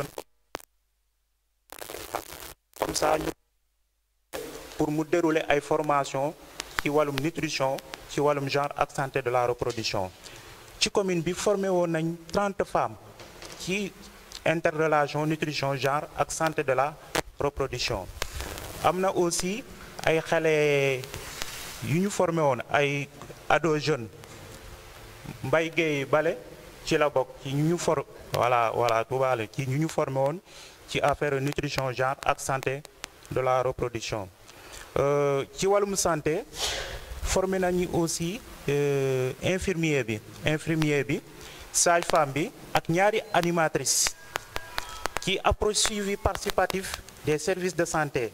Donc def na 3 semaines semaine passée rek ñëwoon nañ fi pour superviser liggéey boobu voilà jeudi donc ñoo ngi fi woon ba 20 heures. Donc en plus loolu noonu formé woon nañ 30 femmes sur nutrition genre santé de la reproduction xale yu ndaw yi aussi ados jeunes yi formé nañ leen sur le plaidoyer accès ko ci nutrition genre ak santé de la reproduction. léegi nag PINGS ñëw na fi tey pour appuyer xale yu jigéen yi ñi nga xamante ni ñoo ngi ci collège bi donc jeunes filles yi pour jox leen ay kit d'hygiène menstruelle serviette hygiénique ñi xale yu jigéen ñi nga xamante ne commencé nañ gis seen baax parce que dañoo gis ne xale yu jigéen yooyu donc ñi nga xamante ne ñoo ngi école bu ñu commencé gis seen baax des fois dañuy bañ a dem école dañuy absenté dañuy ruus bu leen dalee donc loolu moo tax projet bi ñëw pour appuyer leen pour améliorer seen condition de travail améliorer seen bien-être voilà ñu mën a gérer seen menstrues. Donc depuis mardi lañ commencé joxe kit d'hygiène menstruelle bi tey ñu ñëw fii ci seen commune pour xale yu jigéen yooyu nekk ci collège bi fii nii ci Lour Escale ñu jox leen seen serviette hygiénique voilà merci beaucoup. Le maire chef de village ak autorité yi fi nekk yëpp imam ñu ngi leen di ziar man maa ngi tudd Cheikh Mbacké maa ngi nekk responsable financier nutrition internationale basé à Dakar donc comme ni ko sama naataango bi waxee PINGS Dimbaya c'est un projet boo xam ni gouvernement du Canada moo ko financé buy intervenir ci 5 régions yi donc Kaffrine dafa bokk ci région d'intervention bu projet bi donc daaw ci ay mois de juillet 2024 comité de pilotage bi mooy comité bi nga xam ni gouvernement du Sénégal Canada ak partenaire de mise en œuvre yi waaw ñoom ñooy lëkkaloo def benn kuréel boo xam ni ñoom ñooy saytu daal yan activité dañuy planifier ci projet bi ci année bi donc daaw dañu approuvé woon benn plan de travail mooy activité yi ñu nar a déroulé ci année bi yëpp waaw année bi mooy commencé avril ba mars 2025 bi ñu nekk nii donc ci activité yooyu nag dañ dégagé woon benn enveloppe bu 122 millions boo xam ni ay kit d'hygiène la waaw pour taxawu xale yi comme ni ko sama naata nga waxee ci 5 régions yi donc dañ bëggoon taxawu 16 872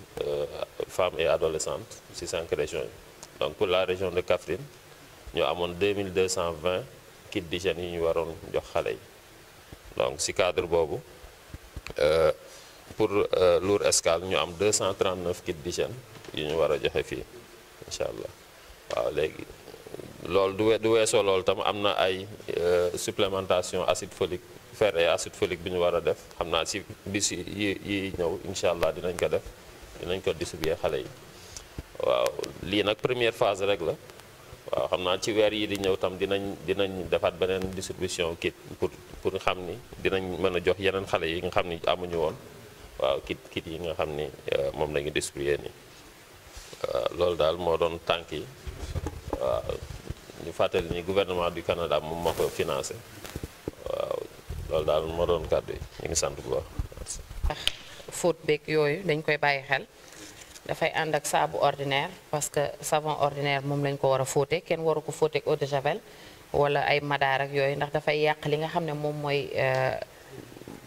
mooy protéger butitu njurukaay ku jigéen ki. léegi nag bicarbonate bi tamit dañ ko cee boole parce que moom mooy remplacer li nga xam ne mooy javel bi ndax ñëpp xam nañ ne deret tamit dafa am niin donc boo ko fóot di ko fóot bu yàggee dafay am tuuti tache boobu muy am nag moo tax ñu ne des fois nga utiliser bicarbonate bi pour mën a dindi tache boobu. léegi nag lii mooy serviette bi ndax gis nañ ne bëgguñu joxe serviette boo xam ne dañ koy dindi rek sànni dañu bëgg loo xam ne dina nekk utilisation bu yàgg. mu yàgg ak xale bi moo tax ñu propose day def ci biir te mën na ko utiliser fii ak 2 at donc fii ak ñaari at mën na ko di utiliser. am na tamit benn këyit bu ñu def ci biir pour mode d'utilisation bi donc bu ko xale bi liiree dina xam naka la koy utiliser ak naka la koy sàmmee ba mu mën a am njeexital bu baax ci wér-gu-yaramam. jërëjëf.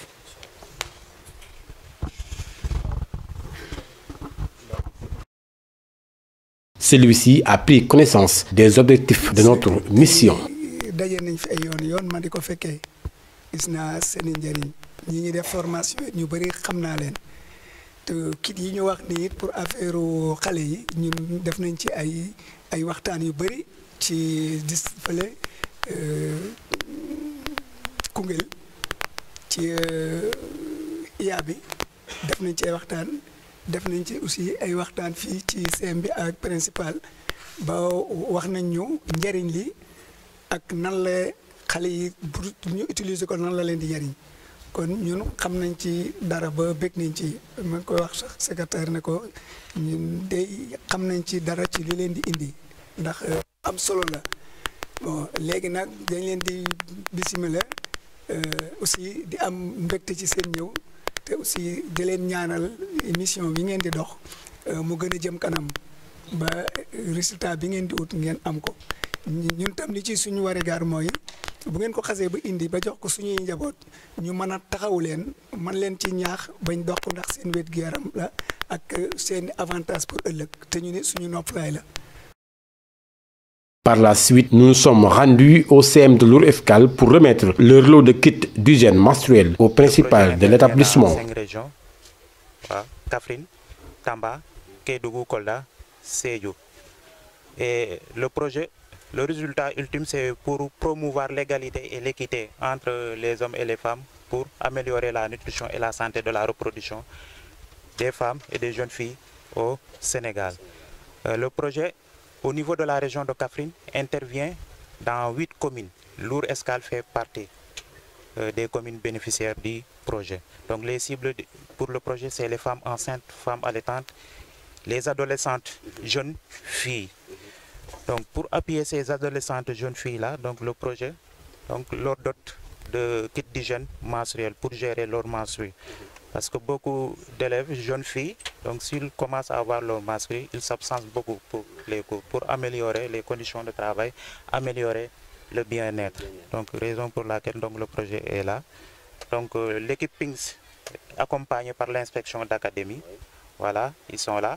Donc il y a 3 partenaires qui mettent en œuvre le projet. Nutrition Internationale, nous qui sommes là. Il y a World Vision et CNDN, le Conseil national de développement de la nutrition. Ce sont ces 3 partenaires-là qui mettent en œuvre le projet sur le terrain. Donc aujourd'hui, on vous donne les kits d'hygiène menstruelle. Les mois à venir, ça sera le fer. Donc le fer acide folique pour la supplémentation des jeunes filles au sein de l'établissement. Voilà, merci beaucoup. Ils sont 243. Vous avez 243 kits. Attention, c'est 239. 239. Wow, 239. Je pense que je n'ai pas suivi la formation, mais ce qui était initié, en l'occurrence Madame Bob et M. Diouf, ils ont fait un briefing par rapport à là, parce qu'on a travaillé ensemble, oui, on travaille ensemble avec le club EVF. Et on préparait les élèves à ce moment-là. Et d'ailleurs même, ils ont expliqué les élèves par rapport à ça, surtout concernant les comprimés là. Voilà, les fers là, voilà. On en a expliqué aux élèves et les élèves du club EVF sont même prêts à accompagner pour faciliter parce qu'ils sont conscients de l'importance et je pense que c'est venu au bon moment et surtout pour nous qui sommes dans la zone rurale, on a besoin de cet élément-là et donc je vous souhaite la bienvenue et vraiment ñu leen di wax jaajëf parce que soxla nañ ko fii donc voilà jaajëf ak seeni collaborateurs ak ñëpp waa PINGS ñu ngi sant bu baax a baax di leen xamal ni affaire bi tegu na ci loxo yu baax te vraiment dinañ def lu ñu mën ak suñu kéemtalaay kattan ba xale yëpp gis ci seen bopp bu ko defee tamit ñu am résultat yi nga xam ne ñoom la ñuy xaar ci ñoom parce que ñoom ñooy gën a exposé wu même bu dee am na ñeneen tamit mais ñoom sont donc les plus vulnérables te bu ñu amee li amaana bu dee loolu mooy tax ñu gën a mën a ñoŋal seen jàng bi vraiment dinañ ci taxaw bu baax a baax loolu laa amal lu ma ci wax. Enfin, notre tournée s'est achevée à Nguinté Pathé où nous avons été reçus par l'équipe municipale. pour xale yu jigéen ñi fas yéene ko jox xale yoo xam ne ñu ngi ci école yi comme ni ñu ko defee nag ci Kaffrine avec inspecteur d'académie defee ko ci dëkk yu ñu jaar yëpp fu ñu dem dañuy gis maire bi moo xam ne mooy kilifa dëkk bi saafonteeg moom wan ko suñuy tànk lan moo ko waral présenté ko loo xam ne moom lañu indil xale yi ala balaa ñoo egg nag ci école yi di leen koy jébbal day baax ñu jaar ci kilifa gi wan ko lan moo tax ñu ñëw ci dëkk bi donc loolu mooy suñuy tànk ñu ngi ci ànd nag ak équipe bu PINS bi yëpp Adrien dina ci ñëwaat ak Cheikh Mbacké également nos amis de la presse ñëpp ñu ànd pour que ni liggéey bi gën a yemb loolu daal mooy suñuy tànk damay bàyyi Adrien mu dugg ci kàddu yi gën a leeral lan moo waral suñu jotaay bi tey.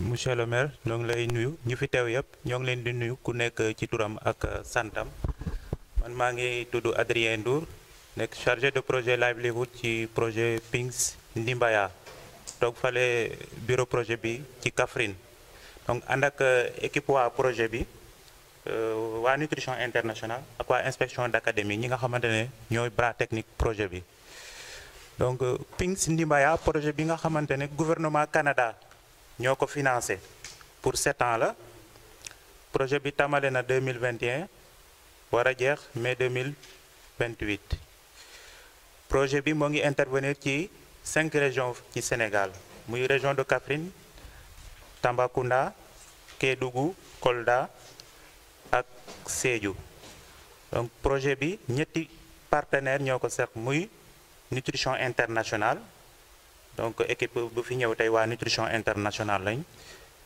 World Vision CNDN Conseil national de développement de la nutrition XCLM donc ñetti partenaires yooyu ñoo seq projet bi di ko dérouler ci région de Kaffrine projet bi moo ngi intervenir ci 8 communes Nguinté Pathé bokk ci donc Nguinté Pathé Lour Escale Mabo Mbelop Ségré Gata Kayi Boulel Gniby voilà ci commune Nguinté Pathé am na maanaam activité yu bari yi nga xamante ne PINS Ndimbaya def na ko ak ado jeunes yi ak maanaam waa santé infirmier sage-femme ak ay animatrices projet bi lu ko tax a jóg maanaam pour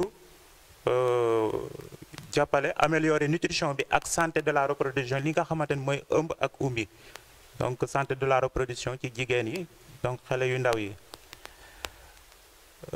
activité yi nga xamante ne projet bi commencé na ko fi def donc fii nii am nañ fi benn classe d'alphabétisation pour jigéen yi classe d'alphabétisation bi nga xamante ne 30 femmes ñoo fay jàng lire bind lecture di def calcul donc ci njàng mi dañuy jàngale lan mooy nutrition lan mooy santé de la reproduction lan mooy genre donc njàng moomu ñoom tàmbale nañ ko depuis le mois de septembre passé donc ci classe d'alphabétisation bi waa inspection IA IF def ñuy jàppale donc ci supervision bi sur le terrain donc ñun avant ñuy ñëw identifier femmes yi sax donc foofu la ñuy jaar inspection d'abord inspection d'académie jaar IA IF bu Koungheul ñoom ñoo ñu orienté voilà en plus de cela donc semaine passée defoon nañ une formation pour infirmier bi ak sage-femme bi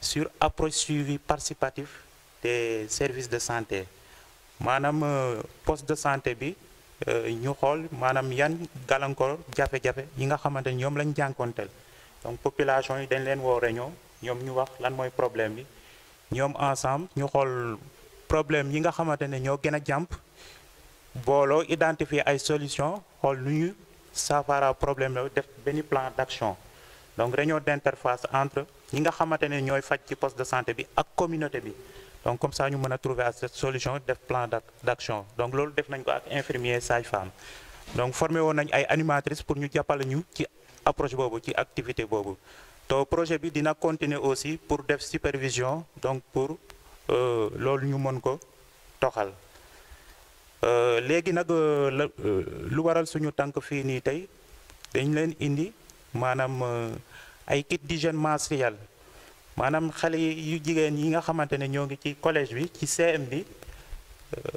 dañ leen war a jox ay serviettes hygiéniques ñi nga xamante ne commencé nañ gis seen baax parce que xale yu jigéen yooyu bu ñu commencé gis seen baax bu fekkee ne école lañ nekk dañuy absenté souvent dañuy rus pour dem école loolu moo taxoon projet bi ne donc pour jàppale xale yu jigéen yooyu améliorer seen condition de vie seen bien-être ñu joxe leen ay kit d'hygiène menstruelle maanaam duñ fa yem joxe ci kit d'hygiène menstruelle kese dinañ leen jox aussi fer mais loolu fer bi jotagul xam naa ci weer yi di ñëw dinañ joxe fer pour def supplémentation hebdomadaire pour xale yu jigéen yooyu nekk ci collège bi voilà merci beaucoup.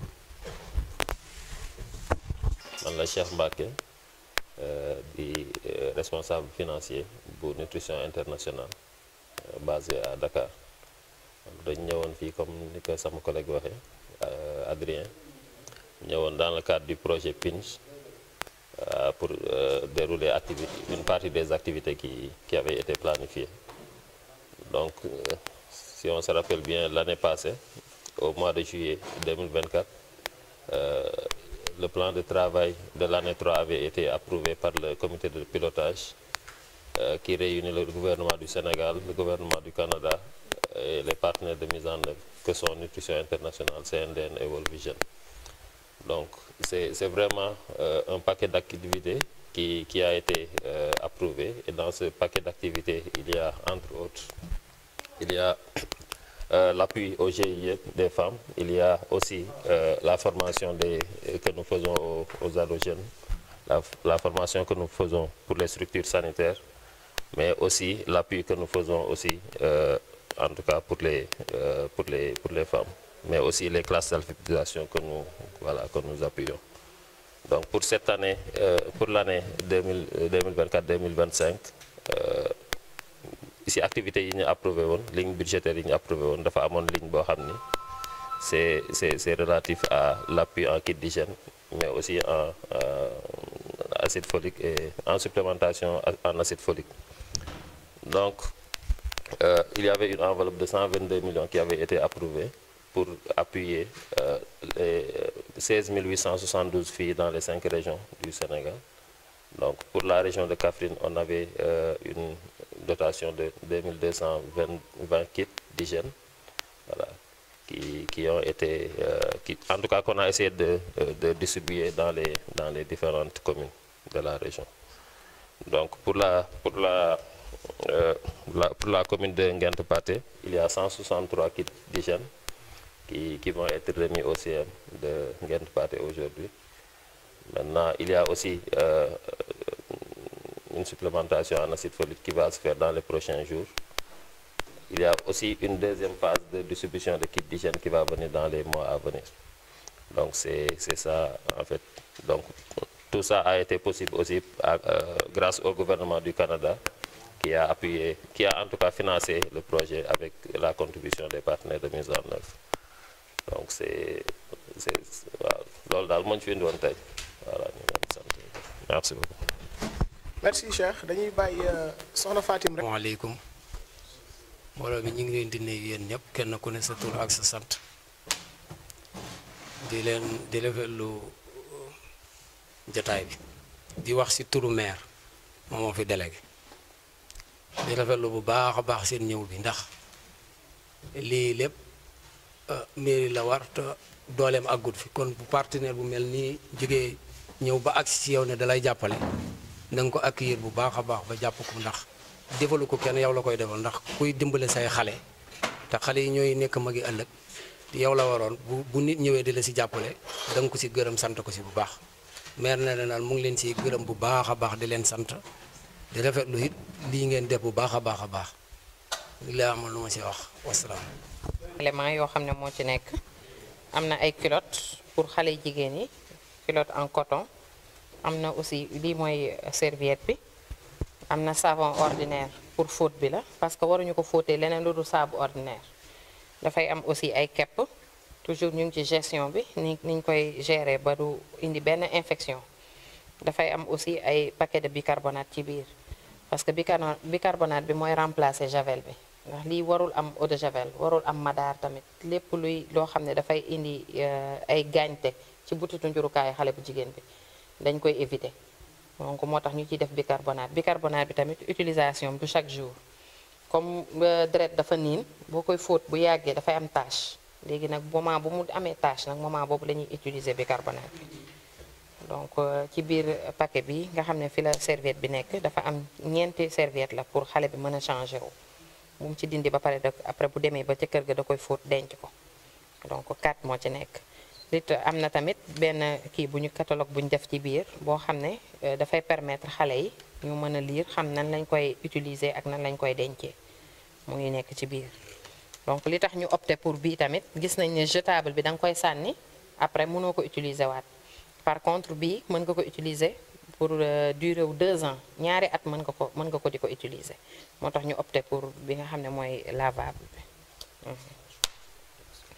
waaw mën nañ def la démonstration aussi pour montrer un peu ni ñu koy utiliser comme ni ñu wax rek booy gis mbaax dañu préférer nga utiliser coton te serviette bi aussi ni ñu ko defaree fii ci suuf dafa am toile mooy permettre ba sang bi du wàcc mais fii ci kaw coton lañ ko defaree 100% bii amul benn gaañte dañ ko saytu ba gis ne amul benn njeexital bu bon ci yaramu xale bi léegi nag buñ ko xale bi di poser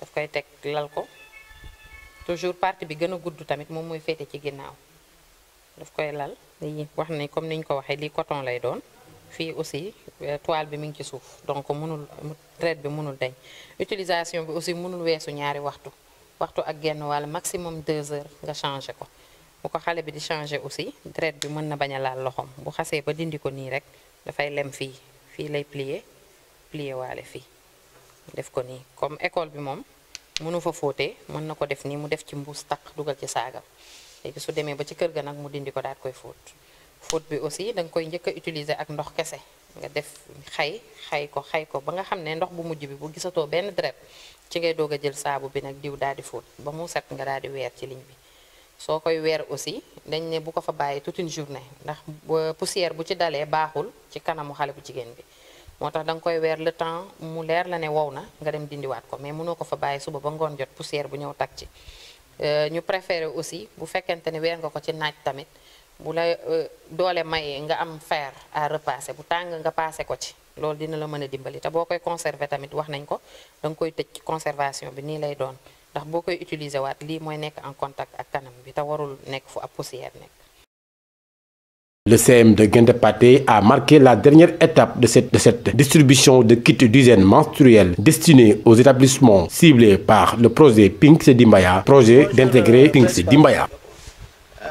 Donc aujourd'hui on est là avec l'ONG Pinks, accompagné par les agents de l'inspection d'académie, notamment Madame Fatim Nia, chargée du genre de l'IA, et moi-même chargé de la communication de l'IA. Donc on est venu avec Pinks pour vous apporter des kits de dignité. Suite à la cérémonie officielle qui s'est déroulée au niveau de l'IA avec le DRS, le directeur régional de la santé, l'inspecteur d'académie et toutes les autorités de la région, la mission se déploie dans les collectivités. D'abord rencontrer les maires et ensuite faire la distribution effective au niveau des établissements. On vient tout de suite de rencontrer le maire de la commune. Et la deuxième phase, c'est vous remettre officiellement les kits. Et c'est à vous maintenant de faire la distribution et d'encadrer les filles pour une meilleure utilisation. C'est pourquoi Fatima est là, elle va revenir peut-être sur la méthode d'utilisation. Voilà, donc c'est ça l'objet de notre visite. Je vais sans plus tarder donner la parole à M. Adrien Dour, qui est chargé du projet avec Chambaké. Ils vont revenir sur les détails du programme et vous permettre de savoir comment ces kits-là doivent être utilisés. Voilà, donc Adrien, je vous passe la parole. Accompagné de l'inspection d'académie, il y a World Vision et CNDN, le Conseil national de développement de la nutrition, ex-CLM. Ce sont ces 3 partenaires-là qui mettent en œuvre le projet sur le terrain. Et chaque partenaire a ses propres activités qu'il déroule sur le terrain. Donc le projet intervient dans 5 régions, dont la région de Kaffrine. Ici à Kaffrine, dans la région, nous sommes dans 8 communes. Nguentepat fait partie de ces communes bénéficiaires-là. Donc le projet a commencé à dérouler des activités. Donc il y a eu une formation. 3 ados jeunes ont été formés au niveau de la commune. Il y a eu aussi, nous avons ici une classe d'alphabétisation de femmes, 30 femmes, qui font l'alphabétisation fonctionnelle, apprennent à faire la lecture, l'écriture, le calcul, des formations aussi sur la nutrition, le genre, santé de la reproduction. Donc le projet, c'est pour promouvoir l'égalité et l'équité entre les hommes et les femmes pour améliorer la nutrition et la santé de la reproduction chez les femmes et les jeunes filles au Sénégal. Donc aujourd'hui, qu'est-ce qui nous amène ici? C'est pour vous remettre les kits d'hygiène menstruelle, donc les serviettes hygiéniques qui sont destinées aux filles, les élèves scolarisés, donc pour gérer leur menstrues. Donc on sait que les élèves, donc quand ils commencent à avoir leur menstrues, donc surtout ceux qui sont dans les classes, beaucoup s'absentent. Parce que des fois, certains établissements, même manquent de toilettes, et pour la gestion de l'hygiène menstruelle, il faut des toilettes séparées entre filles et garçons. Donc pour améliorer leurs conditions de vie et leur bien-être, donc le projet vient leur remettre des kits d'hygiène menstruelle. Voilà, merci beaucoup. Responsable financier de nutrition internationale basé à Dakar. Donc je suis là dans le cadre du projet PINCH. Donc comme mon collègue l'a dit, donc c'est un projet qui est financé par le gouvernement du Canada pour 7 ans. Donc l'année passée, au mois de juillet 2024, un plan de travail pour l'année 3 a été approuvé par le comité de pilotage du projet qui réunit le gouvernement du Sénégal, le gouvernement du Canada et les partenaires de mise en œuvre que sont CNDN, World Vision et NI qui est le récipiendaire principal. Donc durant ce comité de pilotage, un certain nombre d'activités a été approuvé pour l'année 3 et dans ce lot d'activités, il y a entre autres la dotation de kits d'hygiène pour 16 879 filles, entre autres. Donc c'est une enveloppe de 122 millions qui avait été dégagée pour les 5 régions du projet. Et pour la région de Kaffrine, nous avons une dotation de 2220 kits qui ont été répartis depuis mardi en tout cas dans les communes, dans les 8 communes. Donc pour Nguent Pathé, nous avons un total de 163 kits d'hygiène qui vont être remis aujourd'hui au CM de Nguent Pathé. Et nous avons également voilà, le fer et acide folique qui sera aussi remis aux 8 communes bénéficiaires de la région de Kaffrine. Donc c'est juste une première phase. Nous savons que bon, la demande est beaucoup plus importante que ça, mais c'est une première phase. Et c'est pour cela que nous avons choisi d'avoir aussi des kits qui sont réutilisables, qui peuvent durer 2 ans, pour permettre la prochaine fois de toucher d'autres filles et d'avoir plus d'impact sur le projet. Donc au nom du gouvernement du Canada, mais aussi des partenaires de mise en œuvre, nous sommes venus vous apporter ce don symbolique de 163 kits d'hygiène. Merci beaucoup. Bonjour donc à l'assistance. Le CM Nguent Pathé se réjouit d'être sélectionné parmi les collèges bénéficiaires de ce projet. Maintenant, à ma qualité de principal du CM, je vous exprime ma profonde gratitude et je m'engage à ce que ces kits soient distribués aux ayants droit. Et nous ne ménagerons aucun effort pour mener des activités donc, de sensibilisation afin que ces kits soient utilisés comme vous le voulez. Inch'Allah. Merci beaucoup. Merci.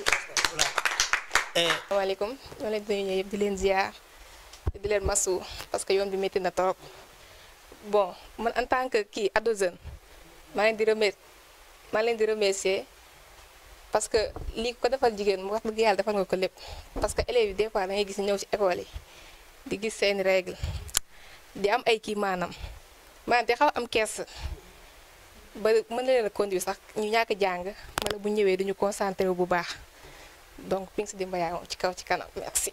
asalaamaaleykum ñu leen nuyu ku nekk turam ak santam di leen gërëm si li ngeen def ndax danañu yokk courage bu ñëwee ñu mën a concentré wu ndax boo ko gisee da ngay am kersa foo dox da ngay gersoo pour ba xam gisuñ la.